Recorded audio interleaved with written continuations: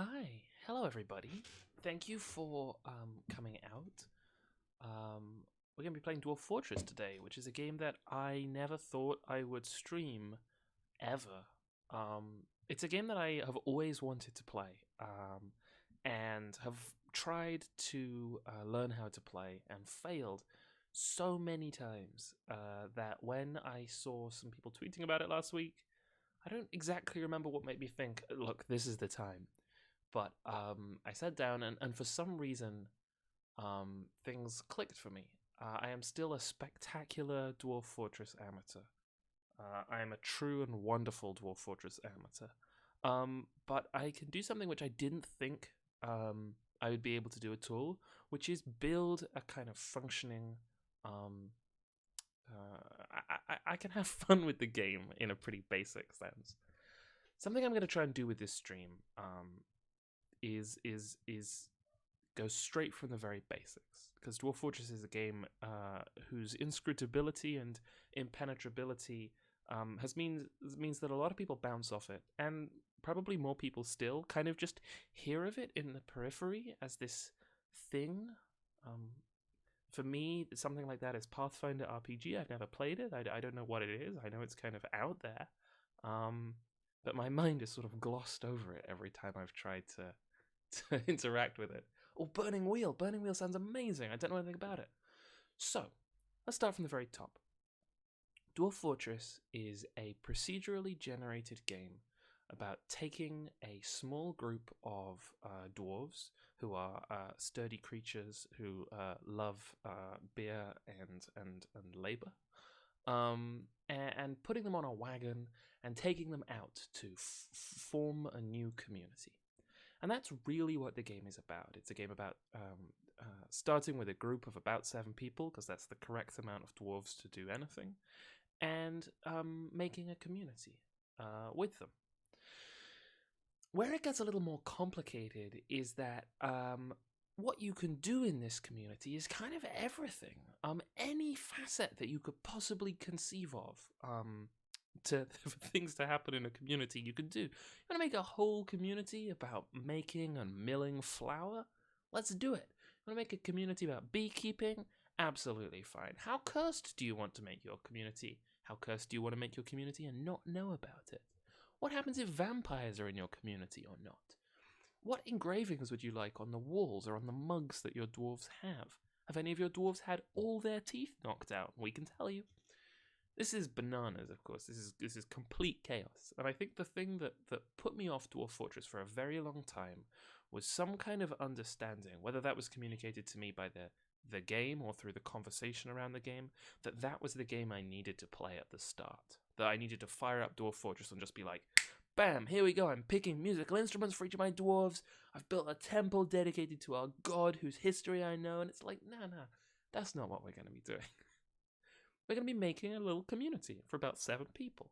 We're going to be making bedrooms. We're going to be making sure that they have enough food to eat. We're going to be making sure that they have provisions to keep that food going, that they can start farming or doing some kind of basic animal husbandry. So we're going to start from the very top. There are a couple of other things that I want to say before I start. One, there is so much of this game that I do not know. I know the tiny, tiny, tippy bit of the iceberg, but I know enough to have fun with it, and I want to try and kind of communicate that to people who might not be familiar with the game at all.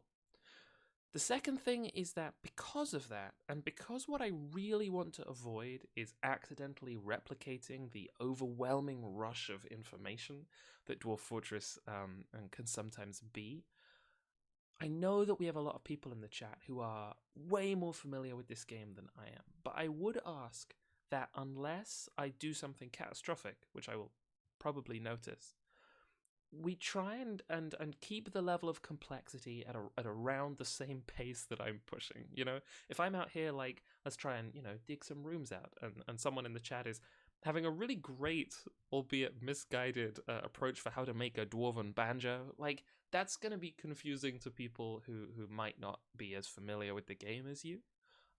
Also, I'm be focusing really hard so I'm not going to be able to watch the chat as much, but I'm really looking forward to watching this stream back and seeing how things were doing. What I would say, though, is because there are people in the chat who know the game super well, if I gloss over something, if you're new to the game and I gloss over something that you don't quite get, or I go too fast, I'm sure people in the chat will be able to be like, what did they do? And someone who knows will be able to be like, oh, they were working on this, or they were trying to do that. So, the best bet for how to begin to play Dwarf Fortress is to download a launcher, a special packaged launcher online.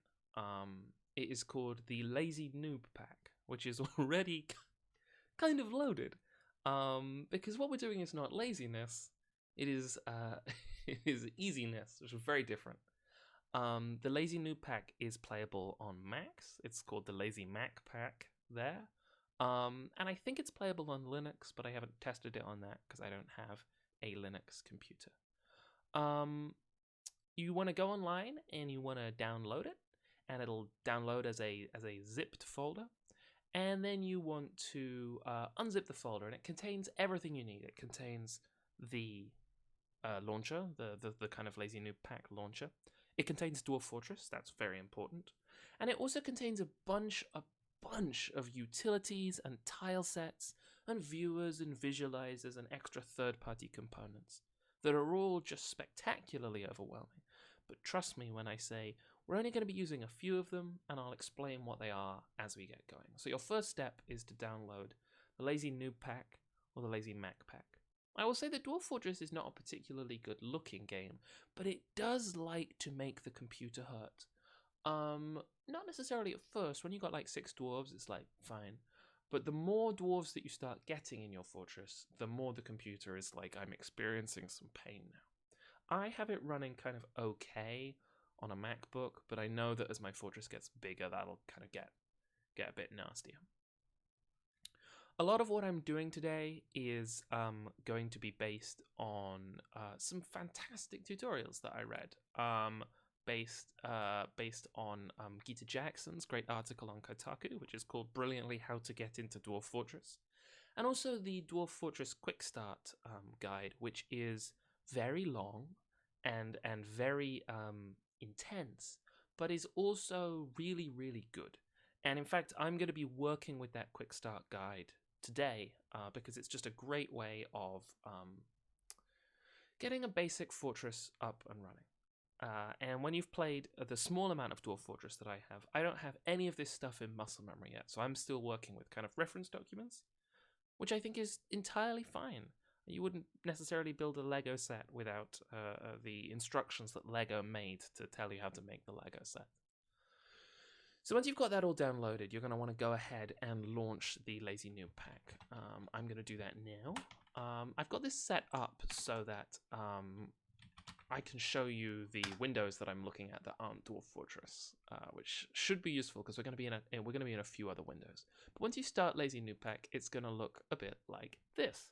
I'm just going to wait, and I'm going to check to see if that has showed up on the screen. Yeah, there we go. Okay, there's a lot on this screen that's complete nonsense. I don't know what Gray's coefficient means, but we don't need to worry about that right now. What we're going to do here is we're just going to change some settings before we even start Dwarf Fortress, so we don't have to worry about them. The first thing we're going to do is we are going to go into graphics up here, and we're going to set the graphics that we're using to Space Fox. Dwarf Fortress usually uses ASCII art, in part because when it was initially produced, when it was being made, it was much easier for the designers to rapidly kind of implement things if what you were looking at was a representation. There's a long history of using ASCII art in roguelikes and in things like that, so it seemed like a pretty natural choice. But to look at Dwarf Fortress as letters when you're unfamiliar with the game is a true hell, and I wouldn't recommend it to anybody. So before we even start the game, we're going to be setting the visualizer to something else. this is important because you know, when you see a dwarf on the screen, your mind just looks at it and goes, ah, yes, that's a dwarf. You don't have to be like, now what does that letter mean? And that's important. I'm also going to go ahead. You're not going to see this on screen, but I'm just explaining what I'm doing, so you don't go, oh, what are they doing? I am deleting the save file that I made earlier when I was testing that the game ran, so that we can start kind of from scratch. The next thing that we're going to want to do is we're going to want to go back into options, and we're going to want to turn aquifers to no. Now, an aquifer is a bit like a well, you know how the ocean goes on the top of the earth. The aquifer is the ocean, except it goes under the earth and in the mountain, and that's fine. That's a cool place for the ocean to be, kind of narratively. It's a super, really not great place to be once you've built up a really great, big, good fortress and you knock a hole in the wall and your entire fortress floods instantly. Dwarves aren't very good swimmers, so they hate it. And if we set aquifers to no here, the worlds that we make will not be generated with aquifers, which is kind of sad if you're an aquifer, but we aren't. Let me just check to see if there is anything else here that we want to change. Aquifers are to no. Graphics are to Space Fox. And you could choose all of these. You could choose any of these. I would warn against ASCII and possibly... Oh, we don't have... some of the Mac ones aren't here. Okay, I would warn against ASCII, but you could choose really whatever you want. We're going to be playing with Space Fox, so if you want your game to look similar to the game that we can see here, that's fine. These are your utilities, and I'll kind of go through how those work in a bit, but we're really only going to be looking at kind of one of these as we go along. Oh, we want to set intro movie to no. In yours, it will be set to yes. I've already set it to no here. The intro movie is cool, but I think it's just a dwarf mining. I don't really know what to say here. It's you know, it's fine. It's an intro movie. We just want to make sure it doesn't play every time. Yeah. So once we've got that, we are about ready to launch Dwarf Fortress. Which we're going to do by hitting play Dwarf Fortress. Oh, I should say, Dwarf Fortress doesn't have a soundtrack in the traditional sense. This is incredible. Instead, it has a soundtrack of lo-fi recorded, intricately played acoustic guitar music, and no additional sounds. You can install a sound engine on top, but that's kind of like there are some more extra steps involved there, and there's something kind of wonderful to me about the fact that the soundtrack to Dwarf Fortress is just some lo-fi acoustic guitar music. It kind of springs in, so I'm just saying that now so nobody jumps when the guitar music starts. So let's load Dwarf Fortress. I don't want to run in full screen mode. Here we go. I'm gonna turn this down a bit in my ears.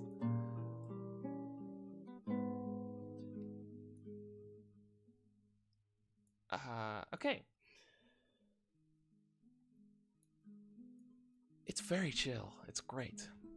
Dwarf Fortress also, this is going to look a little, probably it's going to look a little strange on your screen when I load it, but I'm going to try and get it to look a bit better. This is just because of OBS stuff rather than Dwarf Fortress stuff.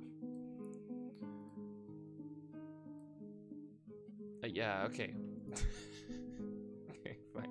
Let me just go fit to screen here. Okay. Dwarf Fortress is a very long, kind of sideways game. The reasons for this long and sidewaysness will become clear in a second. Yeah, it's kind of long and sideways. You may have to kind of crane your head at the screen. I tried to make it a little bigger, but it's tricky to do and show you the whole kind of screen at the same time. So right off the bat, we are going to want to go... We're going to want to create a new world, because before we send our little group of 7 dwarves out into the world to make the community, we're going to create what the world is. The music just goes each time, doesn't it? It starts loud and it gets quieter, but I'm gonna make it quieter because it's gonna bother me.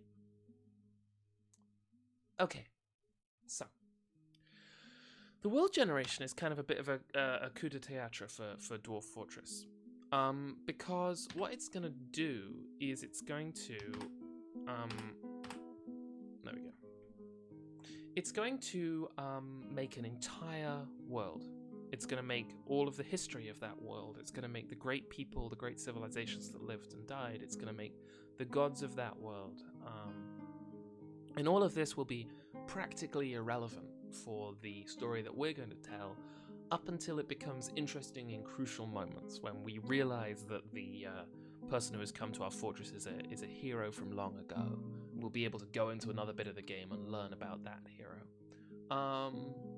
So I'm gonna, these kind of parameters that I'm gonna be following here are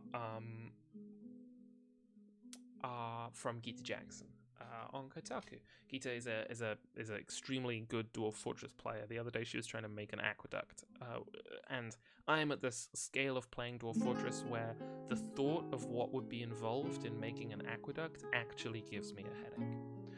So we're going to want a medium-sized world, but we're going to want a world with a short history. Dwarf Fortress does not have mouse controls, so I'm just using the arrow keys here to kind of move stuff around. We want to set it to having a short history, because if we make a history any longer, it'll take a long time for the computer to generate all that history. I cannot understate how much world is about to be made. So we want a short history, and that's kind of fine for our proceedings. But if we wanted to play like a truly wild history game of Dwarf Fortress, we could make it super long. We want a medium number of civilizations. We want a medium number of sites. We want a medium number of beasts. We want let me just check this. This is another thing that you do all the time in Dwarf Fortress, is you check things. Yeah, we want savagery to be very low. If I'm real, I don't quite know what savagery involves in Dwarf Fortress, other than that I'm frightened of it, and it seems to be something. It seems to be something to do with the landscape that you find yourselves in. That is what a lot of white colonialists have considered to be the concept as well, I'm realizing. But we're going to set that to very low. And we're going to set mineral occurrence to... Gita suggests everywhere, but when I did that, my dwarves were just like tripping over minerals left and right. It was very funny. So I'm going to say frequent. So we want a medium world size, we want a short history, we want medium civilization, medium number of sites, medium number of beasts, very low savagery, and frequent mineral occurrence. And now we're going to hit go, and I haven't tested this while running a stream, so there's a very kind of like, there's a real likelihood that I push this button and the stream slows to a crawl, but it should just do that while it's generating the world. So now it's kind of just, it's getting to work. It's making all our bits and pieces.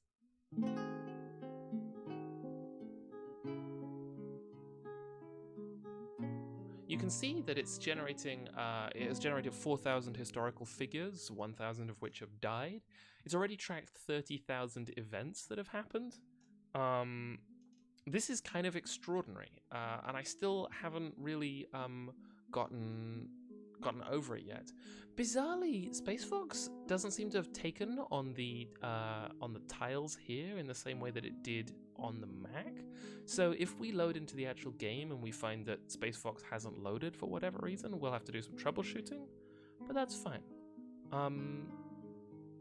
I love the way it sums this up. It says preparing elevation, setting temperature, running rivers, forming lakes and minerals, growing vegetation, verifying terrain, importing wildlife, and then it gets to recounting legends, which is where it spends most of its time. Interestingly, this world is called Snozbdausmol. Snozbdausmol. Dao Smlo. That's Dwarven. The Past Dimensions. And at the top where it says the Elven Forest Retreat of Asimithama, the Forests of Elevating, that's kind of what is in focus on the map right now.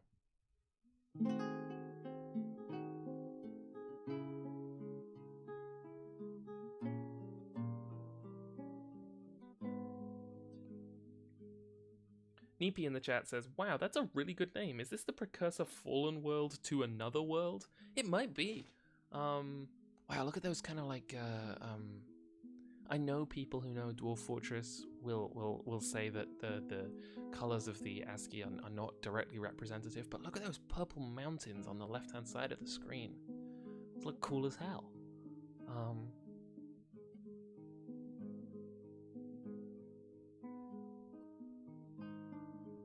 Oh yeah, Austin's pointing out the tempted continents, the folded hill. Okay, so it's generated this world. And you can see down the bottom that we've got some options here. We could hit enter to go ahead. We can hit A to if we just don't want anything to do with this. We can use the movement keys to scroll around. It's very funny to me that we're scrolling this tiny X cursor that you can see in the right, and it's just this absolutely gigantic world. Here we have the hill. This is called the Decent Continent? You know, it's the decent. It's decent. It's fine. It's decent. We can also hit P to export basically like a world map to our... This mic doesn't have a pop shield, I'm sorry. To export a world map to our documents folder, which is just great. But I'm going to hit enter for now, and we're going to kind of move on to the next bit. It's going to do another loading phase. OBS hasn't dropped any frames right now. Thank you, OBS.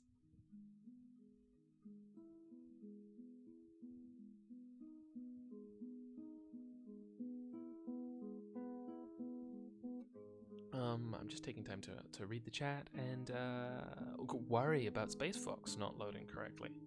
That'd be weird as hell. Why wouldn't Space Fox have loaded like that? You know, if it doesn't, I can quit out and we can try again. And if it really isn't working, I can, you know, like turn the stream off for 15 minutes and we can come back and see. We're bootstrapping everything here. Saving coin information. At points during this, Dwarf Fortress might stop responding. And that's fine. It's just thinking very hard.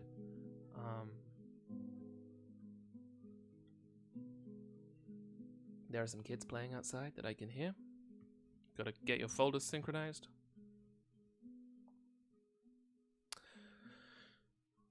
Okay, now we get kicked back to the main menu again. Let me just check my notes. I want to make sure that I'm doing this okay. Yeah, rad.